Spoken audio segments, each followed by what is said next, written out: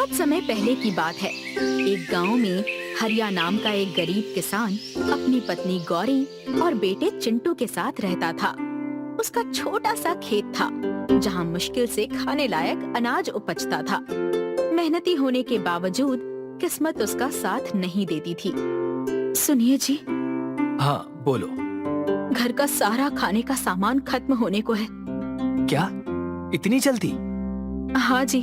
क्या आप शाम को राशन से कुछ आएगा? लेकिन गौरी, मेरे पास इतने पैसे नहीं हैं। जो बचे हुए पैसे थे उससे मैं खेत के काम के लिए कुछ लेने वाला था। इस साल वैसे भी मुनाफा नहीं हुआ है।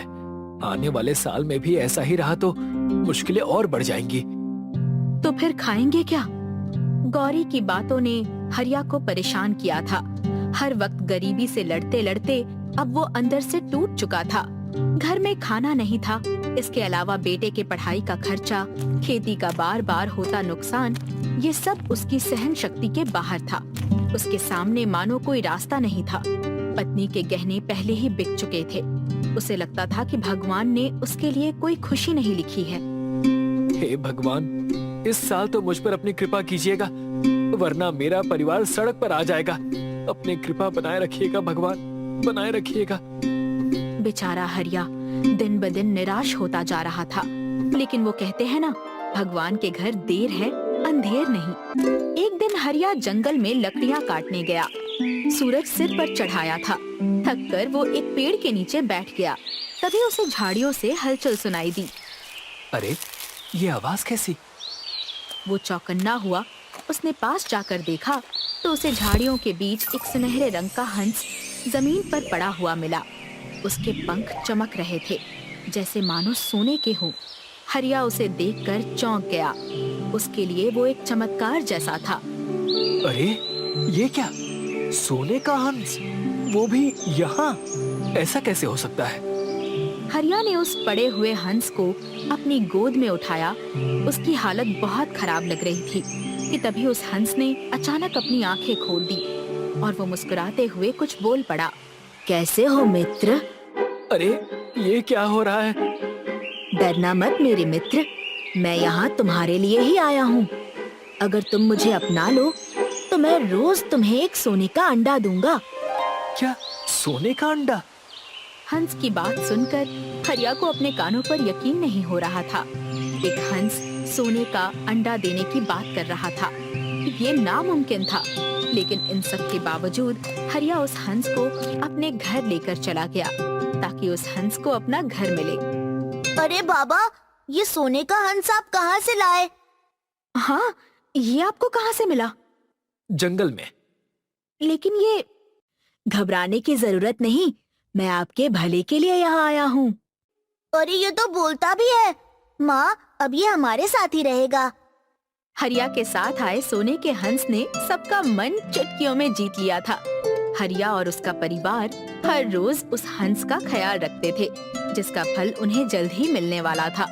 कुछ दिनों की देखरेख के बाद एक सुबह चमत्कार हो गया। उस हंस ने सच में एक सोने का अंडा दिया। उस सोने के अंडे को देख सब हैरान और खुश थे। अरे, ये कैसे हुआ? ये तो असंभव है। ये सच है हरिया, मैंने कहा था ना, मैं तुम्हारा भला करने ही आया हूँ। हंस की बात सुनकर हरिया खुश हो गया। उसने वो अंडा बेच दिया और उन पैसों से अपने बेटे की फीस भर दी और घर में अनाज लेकर आ गया। और देखते ही देखते हरिया के दिन बदल गए। कुछ ही महीनों में हरिया अमीर हो गया।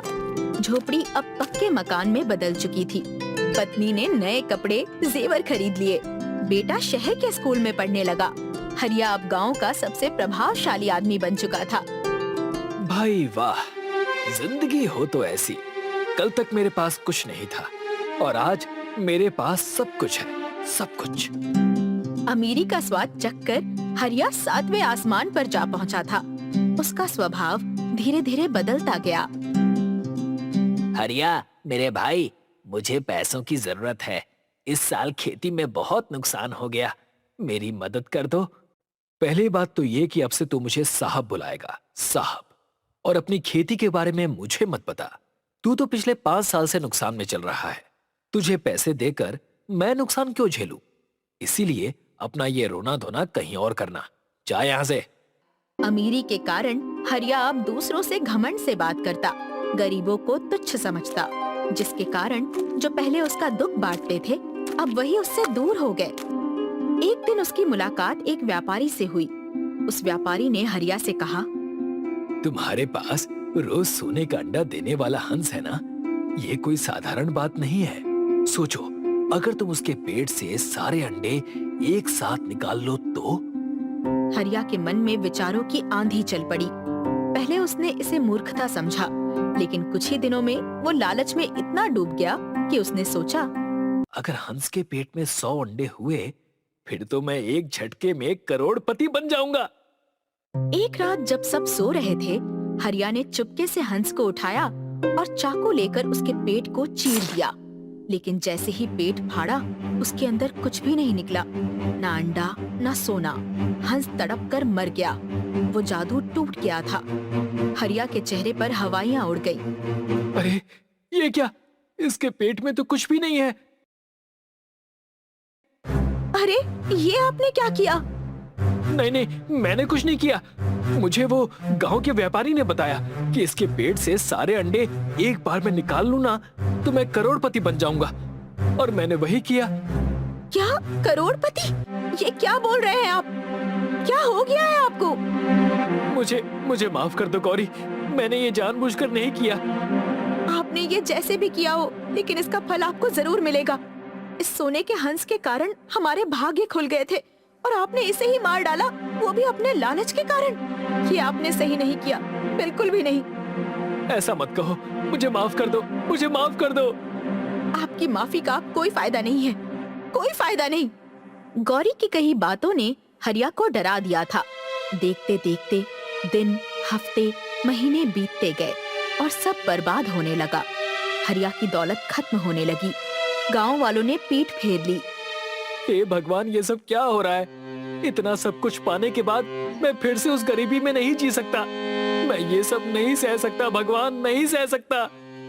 हरिया को अपने किए पर पछतावा हो रहा था, लेकिन ये सब यहीं पर रुकने वाला नहीं था। देखते ही देखते चिंटू की पढ़ाई का खर्चा बढ़ता गया। हरिया के लिए उसकी पढ़ाई का खर्चा उठाना मुश्किल हो गया था। मजबूरन चिंटू को अपनी पढ़ाई छोड़नी पड़ी। इतना ही नहीं, धीरे धीरे हरिया की पत्नी भी बीमार पड़ गई। माँ, आपको कुछ नहीं होगा माँ, कुछ नहीं होगा, है ना बाबा? हाँ बेटा, माँ को कुछ नहीं होगा। नहीं जी, मुझे नहीं लगता अब मैं और जी पाऊंगी, लेकिन आप चिंता मत करना, सब ठीक हो जाएगा। आपसे गलती हुई है, उसका पछतावा मुझे आपके चेहरे पर दिख रहा है। आप देखना, अब सब ठीक हो जाएगा, सब कुछ। सब ठीक हो जाएगा गौरी, लेकिन तुम मुझे छोड़कर मत जाना, मत जाना। गौरी की बीमारी से हरिया डर गया था और आखिर में बड़ी बीमारी के कारण गौरी चल बसी। हरिया और चिंटू रास्ते पर आ गए। वो फिर उसी पुरानी झोपड़ी में आ गए, लेकिन इस बार उसकी झोपड़ी में केवल गरीबी ही नहीं, पछतावा भी था। एक दिन गांव के बच्चे उसके पास आए और बोले, चाचा, आपने तो हंस मार डाला, आपको तो बहुत सारे सोने के अंडे मिलते थे। हरिया की आंखों से आंसू निकल पड़े। उसने कहा, बच्चों, याद रखना, लालच हमेशा विनाश की ओर ले जाता है। मैंने जो किया वो मेरी सबसे बड़ी भूल थी। अगर मैं धैर्य रखता, संतोष रखता, तो आज भी सुखी होता। उसने गांव के लोगों से माफी मांगी और फिर से मेहनत करने लगा, और अब वो दूसरों की मदद भी करने लगा। उसकी गलती ने गांव को एक नई सीख दी। सोनपुर नाम का एक गांव था, जहाँ पर मोहित नाम का व्यक्ति अपनी माँ के साथ रहा करता था। मोहित कोई काम नहीं करता था, बस अपने घर में बैठा रहता था। और कितने दिन ऐसे सोते रहोगे? बाहर जाकर कोई काम ढूंढो। क्या माँ, आप मुझे चैन की नींद सोने भी नहीं देती। पूरे दिन सोते ही रहता है, सोने के अलावा और तुझे कोई काम ही क्या है? ठीक है, आज जाकर कोई काम ढूंढता हूँ। मोहित घर से बाहर कुछ काम ढूंढने के लिए निकल जाता है। जब वो बाहर निकलता ही है, उसे कई सारे दुकानदार दिखते हैं। पहले उसे चूड़ियों की दुकान दिखाई दी। मोहित उसके पास जाता है और उससे पूछने लगता है, ये चूड़ियों में आपका धंधा कितना हो जाता है? भाई, अच्छा खासा धंधा हो जाता है। इतना हो जाता है कि मैं अपनी पत्नी और बच्चे का पेट भर सकूं। बस पेट भर पाते हो? इसमें क्या है, मैं तो कोई काम भी नहीं करता, फिर भी हर दिन का खाना कहीं ना कहीं से तो मिल ही जाता है। दूसरा कोई काम ढूंढता हूँ। मोहित वहाँ से निकल जाता है और दूसरा काम ढूंढने के लिए निकल पड़ता है और मन ही मन कहता है, मैं कोई ऐसा काम ढूंढूंगा जिससे मैं जल्दी से माला माल हो जाऊं और फिर सारे पैसे जमा करके बैठ जाऊंगा और खूब सोऊंगा। थोड़ी दूर जाते ही उसे एक सुनार का दुकान दिखाई देता है जिसका नाम गौरव सुनार होता है। मोहित गौरव सुनार के दुकान पर पहुंचता है और उससे कहने लगता है, सुनार जी जरा सुनिए। हाँ बोलो बेटा। कितना कमा लेते हैं आप ये सोना बेच बेच कर? भाई अभी क्या बताऊं, इस गांव में एक मैं ही सुनार हूँ तो सारे गांव वाले मुझसे ही सोना खरीदते हैं। मैं ज्यादा नहीं कमाता, बस इतना कमा लेता हूँ कि मेरे खुद के 2 बंगले हैं और कुछ छोटे मोटे मकान हैं। 2 बंगले और छोटे मोटे मकान, और आप कह रहे हैं कि आप कुछ नहीं कमाते हैं? वाह सुनार जी, मान लिया आपको। मगर तुम मुझसे ये सब क्यों पूछ रहे हो? मैं गांव में कुछ काम ढूंढ रहा था, क्या आप मुझे काम पर रख सकते हैं? हाँ हाँ क्यों नहीं, वैसे भी मैं सोच रहा था कि किसी को काम पर रख लेता हूँ। मगर तुम सोना बेच पाओगे? मैं तो कुछ भी बेच सकता हूँ मालिक, आप निश्चिंत रहिए। मोहित अपने घर चले जाता है और अपनी माँ को सारी बातें बताता है। मोहित की माँ ये बात सुनकर बहुत खुश हो जाती है। बेटा मोहित, अभी कोई मूर्खता मत करना, बल्कि मन लगाकर काम करना। हाँ माँ, मैं पूरी मेहनत करूंगा और खूब सारे सोने बेचूंगा और खुद की सोने की दुकान खोलूंगा।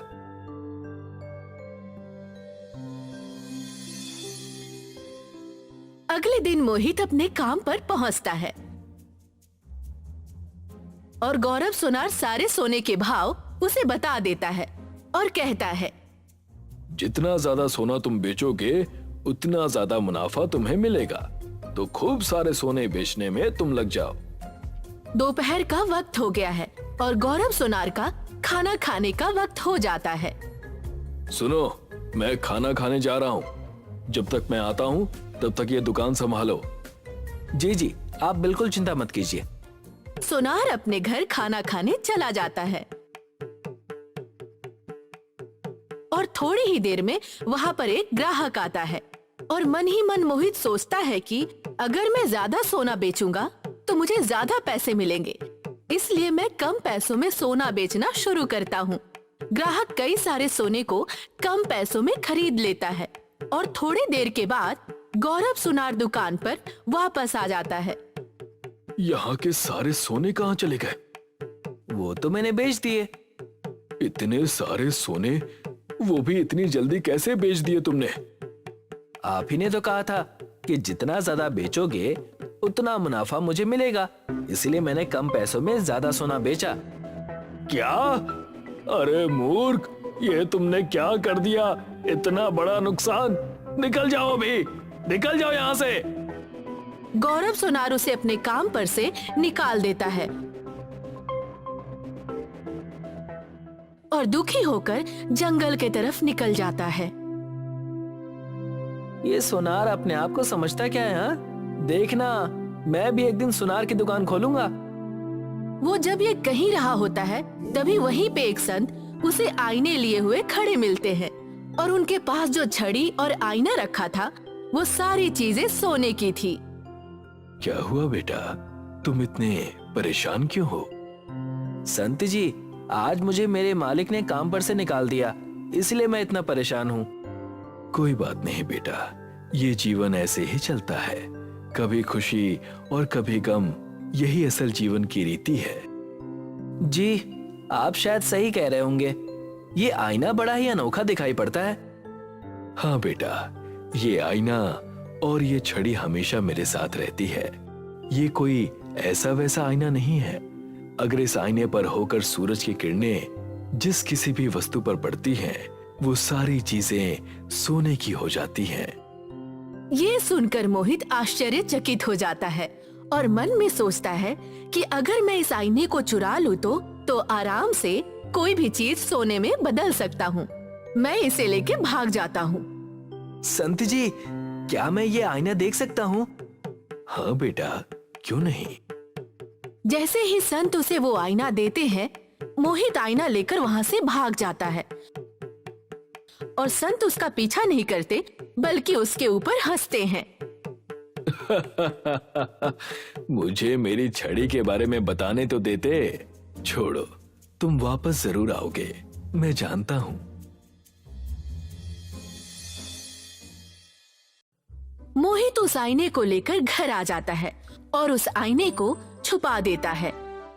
कल सुबह उठकर सूरज की किरणों से कई सारी चीजों को सोने में बदल दूंगा और खूब पैसे कमाऊंगा। अगले दिन सुबह सुबह मोहित आईने को लेकर अपनी खिड़की के सामने रख देता है और दूसरी ओर वो एक खाली पानी का ग्लास रखता है। जैसे ही सूरज की किरणें उस आईने से होकर ग्लास पर पड़ती हैं, वो सोने का बन जाता है। अरे, ये तो सच में काम कर रहा है। अब मैं माला माल हो जाऊंगा, फिर मैं आराम से घर में पूरे दिन सोऊंगा। धीरे धीरे कर मोहित काफी सारी चीजों को सोने में बदल देता है और फिर उन्हें गौरव सोनार के पास बेचने चला जाता है।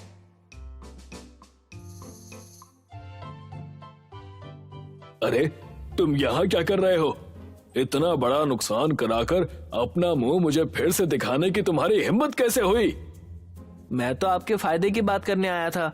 मैं तो काफी सारा सोना अपने झोले में भर कर लाया हूँ और उन्हें आपको कम दामों में बेचना था। आपको तो मेरा मुंह ही नहीं देखना ना, तो मैं चलता हूँ।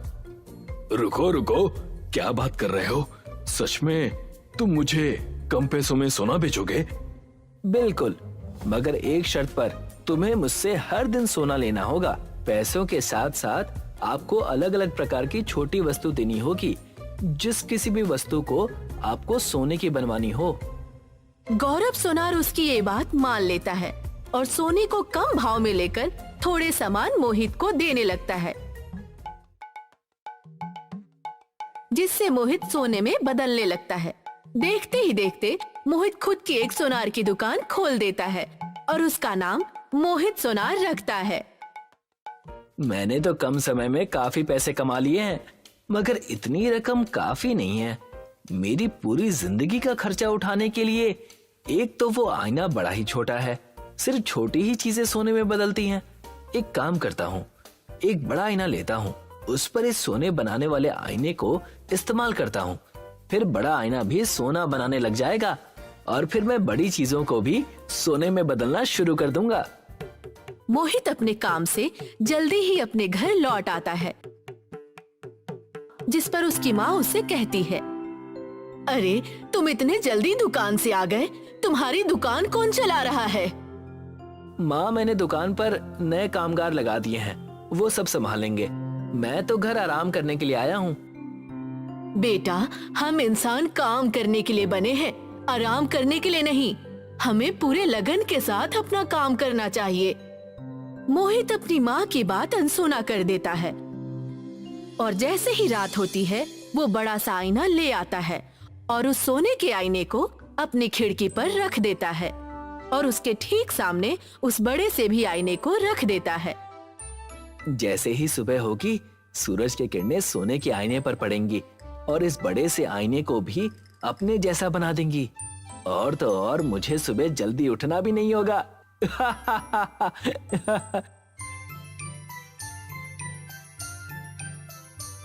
जैसे ही सुबह होती है, मोहित की माँ उसे सोता देख बहुत गुस्सा होती है। अरे मूर्ख, अभी भी सो रहा है, पता नहीं इसका क्या होगा। जैसे ही मोहित की माँ उसे उठाने जाती है, वो उस बड़े आईने के सामने आ जाती है और सोने में बदल जाती है।